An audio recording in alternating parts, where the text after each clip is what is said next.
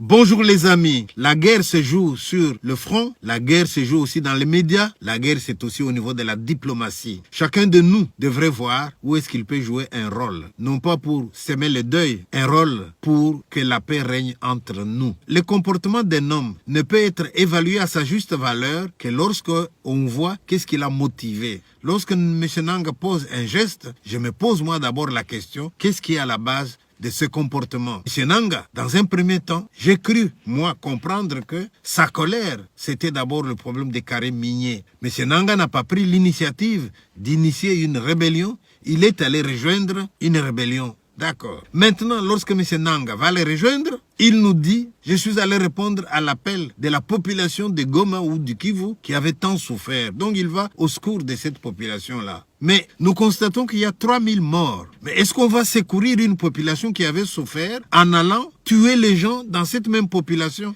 Je pose la question à M. Nanga. Y a-t-il des véhicules du Congo qui ont été pris par l'ennemi? Y a-t-il des biens matériels du Congo qui ont été confisqués? Y a-t-il eu du pillage? Tous ces biens, ces véhicules qui ont été pris, est-ce que ces biens-là ont traversé la frontière vers le Rwanda? Si oui, mais M. Nanga, vous allez au secours d'une population et dans cette population-là, nous avons 3000 morts et dans cette population-là, leurs biens traversent la frontière et vous êtes allé au secours de cette population-là. Et arrive le jour où M. Nanga décide de se pavaner au stade. Je le vois qui entre triomphalement. Je vois Nanga qui entonne et qui chante. Mais M. Nanga, comment pouvez-vous chanter alors qu'au même moment, il y a des gens qui pleurent? Au moment où vous faites ces discours-là, au moment où vous êtes en train de chanter, est-ce que tous les morts de Goma sont déjà enterrés? Si tu es allé au secours d'une population, tu devrais être avec eux dans le deuil. Mais non, tu es au stade pour entendre des chants, pour clamer votre victoire. Soit. Mais je voudrais maintenant attirer l'attention et de tous ceux qui suivent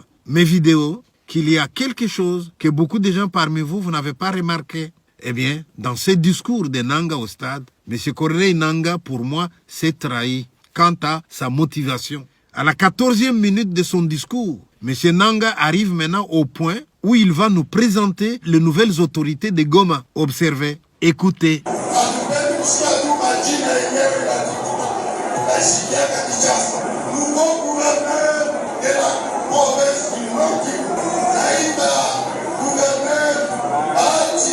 Vous avez entendu? Monsieur Nanga, avant de citer le nom, il dit, je vais vous citer les noms, mais ce n'est pas ces noms-là que vous avez coutume d'entendre à Kinshasa. Comment est-ce possible, monsieur Nanga? Vous rêvez de devenir le président du Congo? Vous rêvez de l'unité du Congo? Et il y a des noms que vous n'avez pas envie d'entendre parce que c'est des noms qu'on a coutume d'entendre à Kinshasa. Maintenant, ça sera d'autres noms. Et les autres noms, c'est quels noms? Des noms de Rwandais? Voilà, je vous laisse réfléchir là-dessus.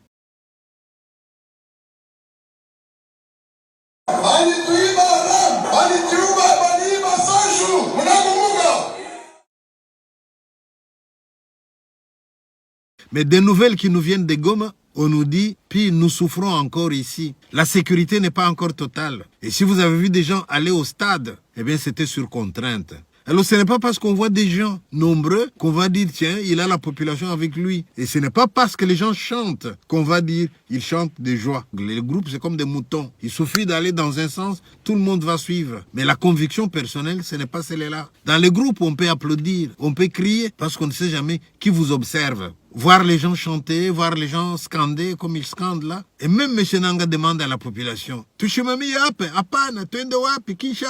alors là, vous allez nous dire, vous êtes allé au Kivu, au secours d'une population qui avait souffert. C'est de là alors que la population vous dit, va jusqu'à Kinshasa. Comme pour dire que la population a pris conscience que ceux de Kinshasa souffrent aussi, donc va sauver Kinshasa aussi. Mais si tel est le cas, pourquoi n'avoir pas commencé par Kinshasa? Vous avez vu cette vidéo où notre ministre de Défense refuse de signer des documents. Oui, vous qui nous représentez dans ces réunions, ne signez pas n'importe quoi. Ne signez jamais un seul papier où vous allez voir écrit brassage. Qui dit brassage dit incorporer dans notre armée des Rwandais. Mais tous ces gens qui viennent du Rwanda, pour avoir marché à pied, je ne sais pas combien de kilomètres, eh bien, nous voulons devenir des généraux, nous voulons devenir des officiers.